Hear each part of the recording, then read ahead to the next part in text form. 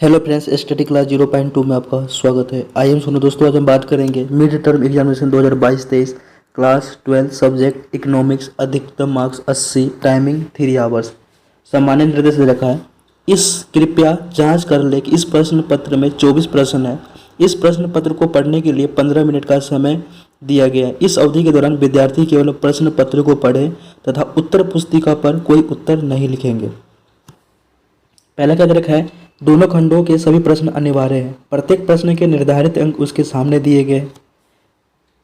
तीसरा क्या दे रखा है दोस्तों, प्रश्न संख्या 1 से 10, 18 से 27 MCQ अति लघुत्रात्मक प्रश्न है, जिसमें प्रत्येक एक अंक का, प्रत्येक का उत्तर एक वाक्य में ही अपेक्षित है। चौथा क्या दे रखा है, प्रश्न पत्र 11 से 12, 28 से 29 लघु उत्तरात्मक प्रश्न है, जिनमें प्रत्येक 3 अंक का है, प्रत्येक का उत्तर समानतः 60 शब्दों से अधिक नहीं होना चाहिए। पांचवा दे रखा है, प्रश्न संख्या 13 से 15, 30 से 32 लघु उत्तरात्मक प्रश्न है, जिनमें से प्रत्येक के 4 अंक है, प्रत्येक का उत्तर समानतः 70 शब्दों से अधिक नहीं होना चाहिए। छठा दे रखा है, प्रश्न संख्या 16 से 17, 33 से 34 दीर्घ उत्तरात्मक प्रश्न है, जिनमें प्रत्येक के 6 अंक है, प्रत्येक का उत्तर समानतः 100 शब्दों से अधिक नहीं होना चाहिए।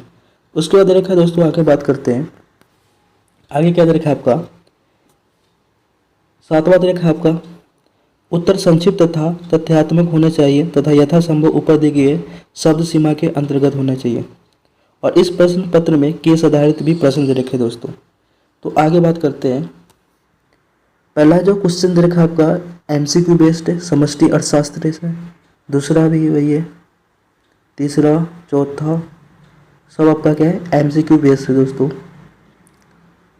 उसके बाद दे रखा है दोस्तों, आगे बात करते हैं। 8वां भी सेम, 9वां, 10वां, 11वां दे रखा आपका सवाल है। क्या दे रखा है दोस्तों, कि भारत की समष्टि आर्थिक स्थिति के मूल्यांकन के आधार पर RBI ने अगस्त 2012 में रेपो दर में 0.5% की वृद्धि की। इसका भारत में मुद्रा पूर्ति पर क्या प्रभाव पड़ेगा।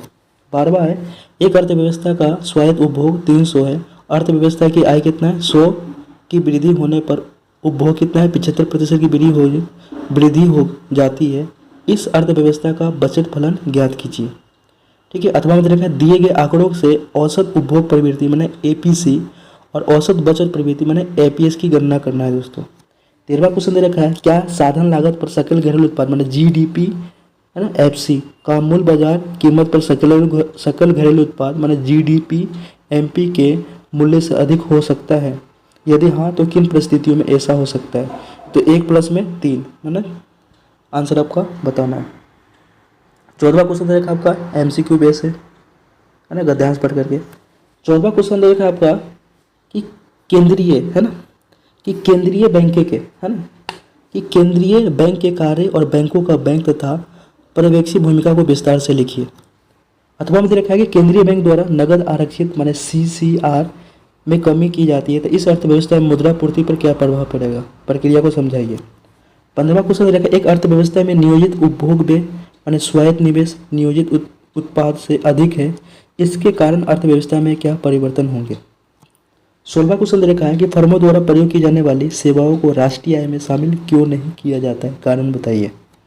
बी दे रखा है कि घनात्मक बाह्यताओं की उपस्थिति में सकल घरेलू उत्पाद का कल्याण के सूचक के रूप में प्रयोग अर्थव्यवस्था का कल्याण का अल्प अनुमान लगाता है, उदाहरण सहित कारण बताइए। आगे क्या दे रखा है दोस्तों, आगे हम बात करते हैं। उसके बाद आपका दे रखा है बी है ना, अथवा में दे रखा आपका कि बाजार कीमत पर सकल घरेलू उत्पाद GDP MP ज्ञात करते समय निम्न के साथ क्या व्यवहार करेंगे, कारण भी दीजिए। किसान द्वारा स्वयं के उपभोग के लिए उत्पादन, और दूसरा दे रखा है विनिमय द्वारा ताइवान में निर्मित फोन का क्रय। ठीक है।